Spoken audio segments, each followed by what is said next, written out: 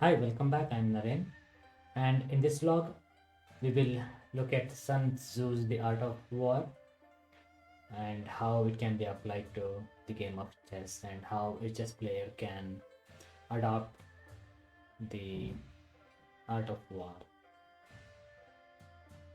Sun Tzu was a Chinese general and military strategist during 544 BC, and the book was mainly on the military strategy.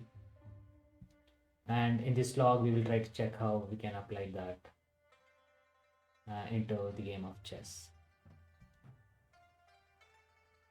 And this is the color code, like most of the war related things are listed in white color, and the stuff that applies to chess or the chess terminologies will be in black color text.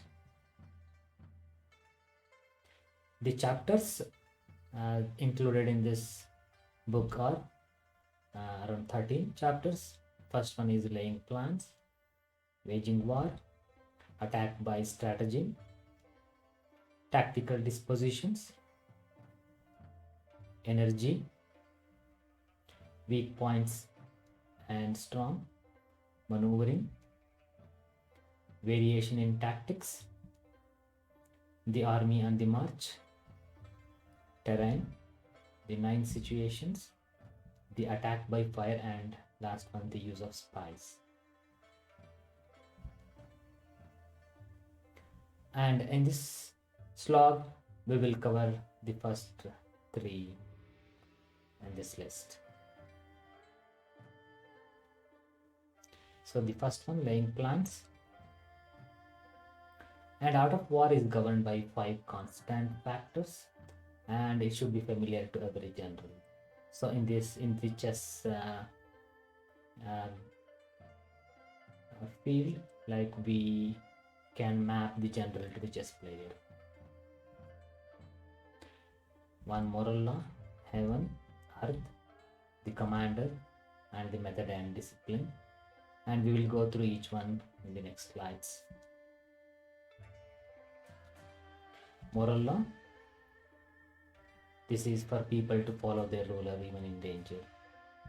For chess, it can be chess rules. The player obviously has to know the rules. Next is heaven, which signifies the night and day, cold and heat, and times and seasons. In chess, the chess player has to know their own or the opponent's mode, the playing environment, time control, tournament situation to effectively play the game.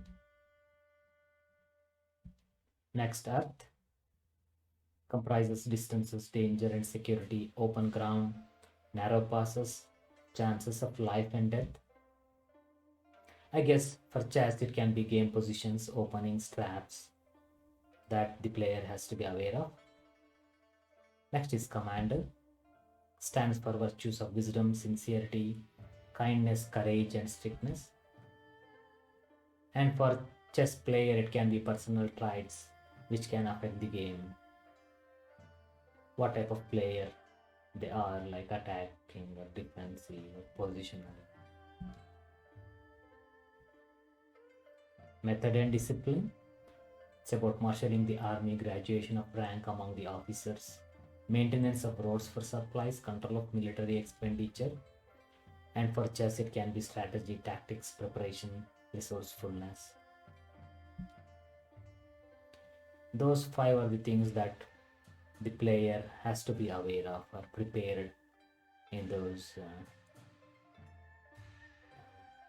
fields. All warfare is based on deception. Hence, when we are able to attack, we must seem unable. When using our forces, we must seem inactive. When we are near, we must make the enemy believe we are far away. When far away, we must make him believe we are near. This is about kind of mental strategy that each player can apply with, say, waiting moves or bringing more pieces into attack or multiple flank attacks or swindling. These are the things how you can defeat the enemy, the opponent, with mental tactics. So here enemy means the opponent in the chess game, and also the position.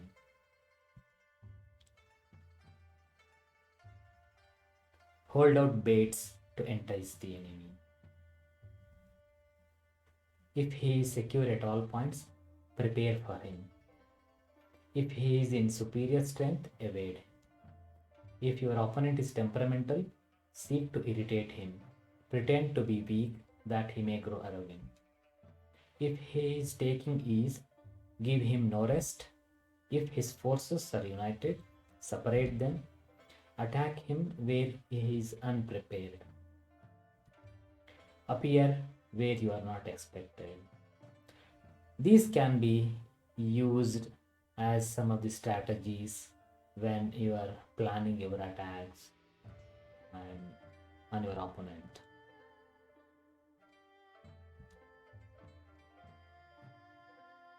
General who wins a battle makes many calculations in his temple before the battle is fought. The general who loses a battle makes but few calculations. So this indicates the importance of calculations that each player has to do. The next is waging war. There is no instance of a country having benefited from prolonged warfare. So this is about resource depletion. So if you prolong the game, that can result in tiredness, concentrations, calculations going downhill. So if there is a chance to win early, don't unnecessarily delay the game. Hence, a wise general makes a point of foraging on the enemy. One cartload of enemy's provisions is equivalent to 20 of one's own. This is about time management. Can you think more in opponent's time? Or even like the passive or positional play.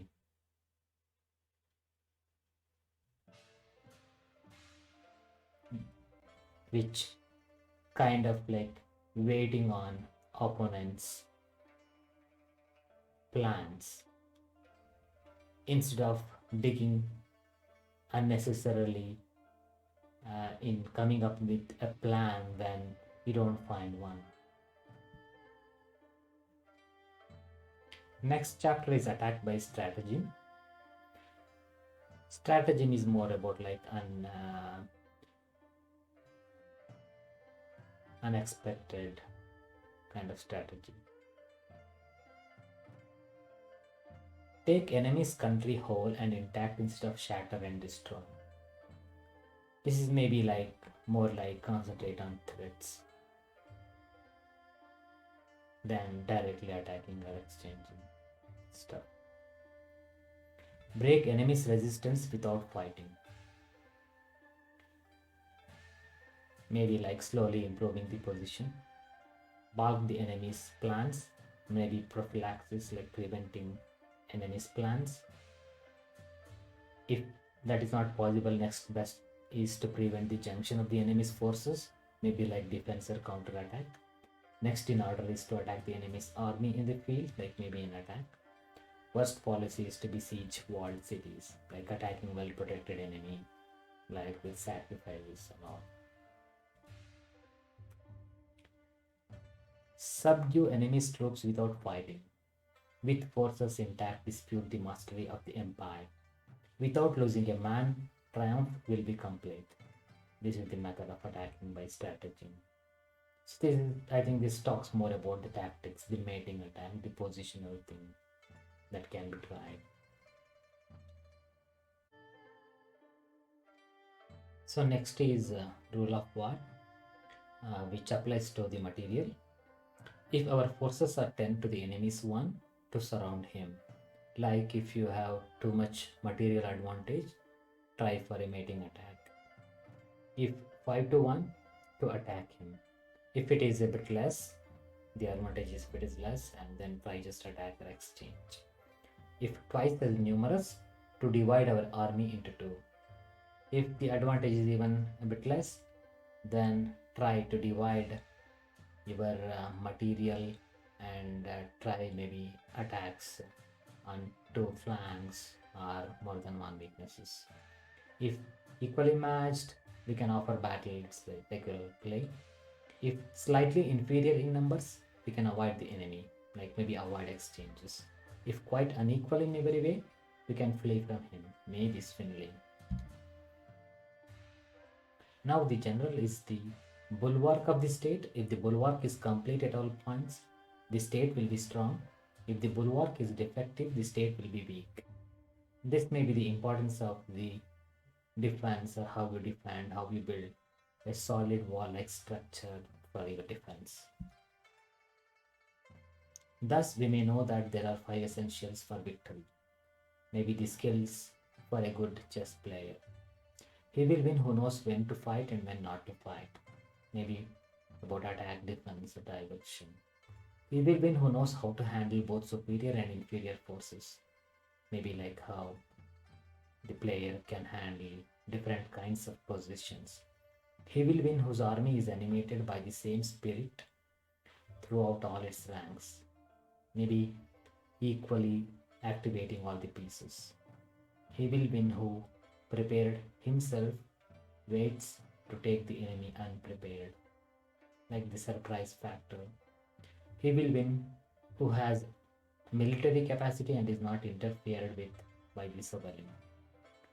Like the player should not be affected by their previous success or the factors outside the board.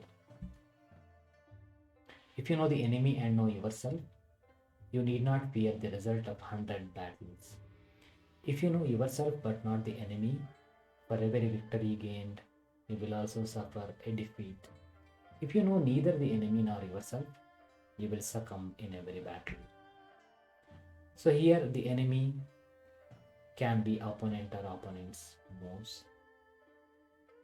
This also talks about how you need to prepare for your opponents and also understanding opponents' plans for each of them so that you are in control of your responses in the game. Understanding your own style of the strengths and weaknesses can help you prepare or improve accordingly. So these are the three chapters that we covered in this slog, and the chapters from 4th onwards we will cover in the next slogs.